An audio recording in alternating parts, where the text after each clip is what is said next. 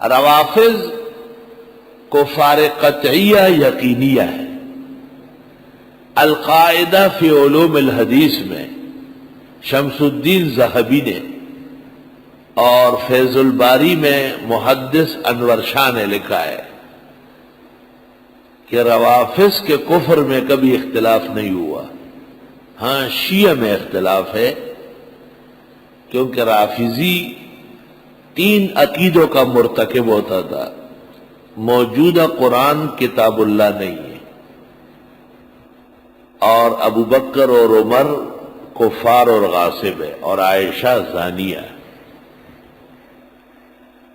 یہ 3 عقیدے جس کے ہوتے تھے وہ رافضی الخبیث کہلاتا تھا۔ پہلا عقیدہ ان القرآن بین الدفتین ما کان ما نزلہ، یہ وہ نہیں ہے جو نازل ہوا ہے، یہ عثمان نے صحابہ سے جمع کرایا ہے۔ یا القرآن الموجود بین الدفتین لیس بمحفوظ و مسون، پہلا عقیدہ۔ دوسرا، ابو بکر و عمر کانا کافرین کبیرین، وعائشہ قد زنت، وسورۃ النور مجعولۃ، سورہ نور صحابہ نے بیٹھ کر بنائی۔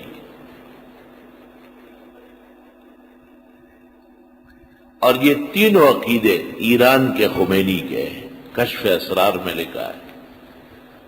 اس کی 2 بڑی کتابیں، چھوٹی کتاب فارسی میں کشف اسرار ہے، اور دوسری اس کی عربی میں صحیفۃ النور ہے، وہ بڑی کئی جلدوں میں، دونوں میں نے دیکھی، میرے پاس موجود، دونوں میں لکھا ہے کہ صحابہ کے دست درازی کے بعد موجودہ قرآن پر اعتماد ضروری نہیں، معاذ اللہ۔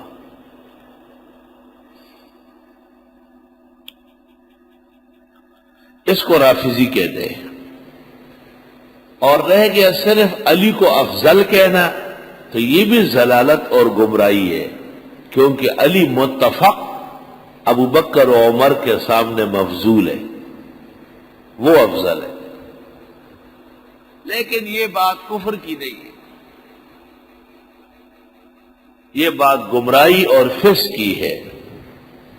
اور اس سلسلے میں ابو الاسود کے اشعار مشہور ہیں، ابو الاسود دولی کے اشعار، یقول الاراذل من قشیر، یقول الاراذل من قشیر طوال الدہر ما تنسى علیا۔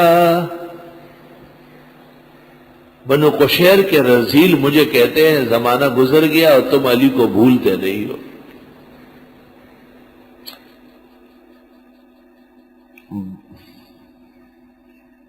بنو عم النبی و احب، بنو عم النبی وحبہ احب الی، فرماتے ہیں کہ یہ ایک تو پیغمبر کا چچا زاد بھائی ہے اور دوسرا ان کا داماد ہے۔ احب الناس کلہم الی، بنو عم النبی واقربوہ احب الناس کلہم الی، سمجھ گئے اس کو؟ سب لوگوں سے میرے نزدیک پسندیدہ ہے۔ پیغمبر کا چچا زاد بھائی ہے اور ان کا داماد ہے، تو مجھے بھی ساری کائنات میں افضل ہے۔ فَإِن يَكُ حُبُّهُ رُشْدًا أُصِبْهُ، اگر علی سے اتنی محبت اچھی ہو تو میں کامیاب ہو گیا۔ وَلَمْ أَكُ مُخْطِئًا إِنْ كَانَ غَيًّا، اتنا بڑا گناہ بھی نہیں ہے اگر میں غلطی پر نکلا، خود ہی شک ہے۔ ایک جگہ کہتا ہے احب محمدا حبا شدیدا وعباسا وحمزة او علیا، احب محمدا حبا شدیدا وعباسا وحمزة او علیا، تو جب انہوں نے کہا او علیا ترددت، کہا لا بل تیقنت، اور پھر آیت پڑھی ثم قست قلوبکم من بعد ذلك فهي كالحجارة او اشد قسوة، کہ یہاں تنویع کے لیے ہے، یہاں تردید کے لیے تھوڑا ہی۔ یقول الارازل من کشیر طوال الدہر ما تنسا علیہ بنو من نبی و اقربوہ احب الناس کلہم الیہ. چونکہ طلباء عربی لکھتے نہیں، کبھی بھی نہیں لکھتے، اللہ تعالیٰ نے ان کو ویسے مولوی بنایا ہوتا ہے بغیر عربی لکھے، تو اس لیے شعر تک لکھنے کی صلاحیت نہیں. تین دفعہ پڑھا جاتا ہے، نہیں لکھ سکتے. کتنا وقت ضائع کیا ہے. آپ ذرا سی بات کسی بھی طرح سے کر لے، آپ دیکھیں چٹ پٹ لوگوں سے لکھ لیں گے، لیکن آپ اپنی عربی پوری قدرت سے نہیں لکھ پاتے. یہ اشعار تو اول آپ کو پہلے ہی یاد ہونا چاہیے، اور اگر اس وقت یاد نہیں ہوئے تو آج یاد کرنا ضروری ہے. جس میں ابو الاسود دوئلی نے حضرت علی کو اپنے نظریے کے مطابق سب سے محبوب کہا ہے، اور اسی میں امام نسائی بھی متہم ہے، اور رملہ کے نواسب نے ان کو اسی میں مارا تھا. ایسے بہت لوگ ہیں. شاہ ولی اللہ نے ایک کتاب لکھی ہے، علمی کتاب ہے، تفضیل الشیخین کے نام سے. کتاب کا نام ہے تفضیل الشیخین. اس کتاب کے آخری 2 صفحے یہ شاہ صاحب کے نہیں ہے، یہ کسی رافضی نے لگایا ہے. کیسی سازش ہے دیکھو.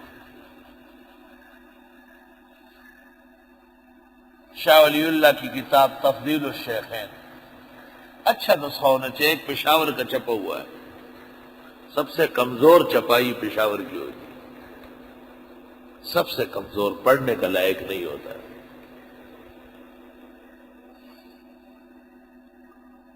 بہترین طباعت ہو اور عمدہ چپائی ہو تو حافظہ مضبوط ہو جائے گا.